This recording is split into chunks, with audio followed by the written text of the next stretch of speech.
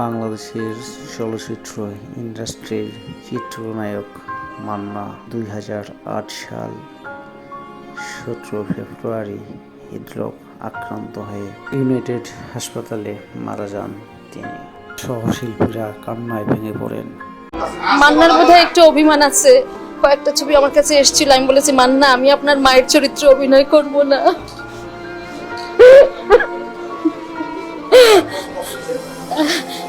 আমি বললাম যে এইবার আপনার ছবিতে আপনার মায়ের চরিত্রে অভিনয় করব। শেষ মুহূর্তে যে ছবিটা আমার সঙ্গে করেছে, রাত 11টা পর্যন্ত শুটিং করেছি দুজন একসঙ্গে। রাত 11:30টায় ও আর আমি একসঙ্গে বেরিয়েছি 7 নম্বর ফ্লোর থেকে। আমাকে বলেছে যে বড় ভাই আমি হাসি, আমি আসো সকালে আবার দেখা হবে। আমি ঠিক আছে। ও গেছে বাড়ি, আমিও গেছি রাত্রি 11:30টার সময়। তাকে সকালে সে আর পাইনি। আমার কোনো কথা বলার মতো শক্তি নেই আসলে। দুটো ছবিতে কাজ করার আমার সুযোগ হয়েছিল।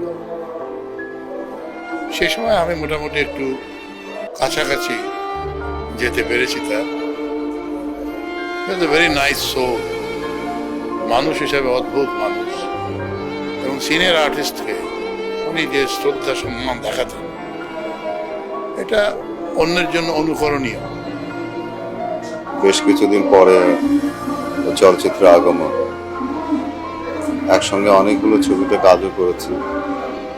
প্রাথমিক অবস্থায় আমি নিজে চেষ্টাও করেছি ওর জন্য। যখন প্রথম ওর সাহায্যের প্রয়োজন ছিল সেই সময়টা,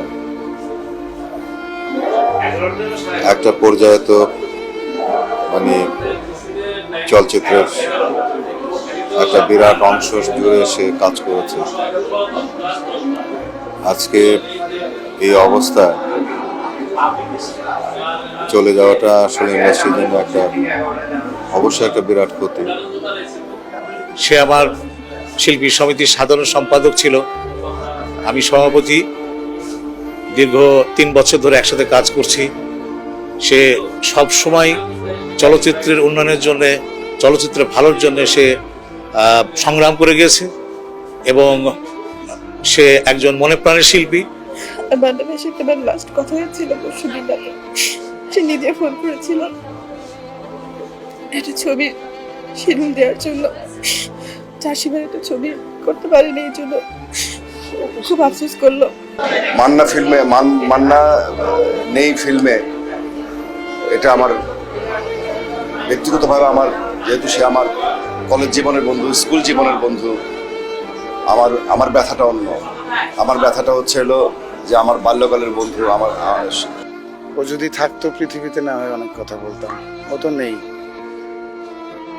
আমার কিছু বলার নেই। তবে এতটুকু জানি, এই পৃথিবীতে আমার যদি কোনো বন্ধু থেকে থাকে, মান্না আমার বেস্ট ফ্রেন্ড।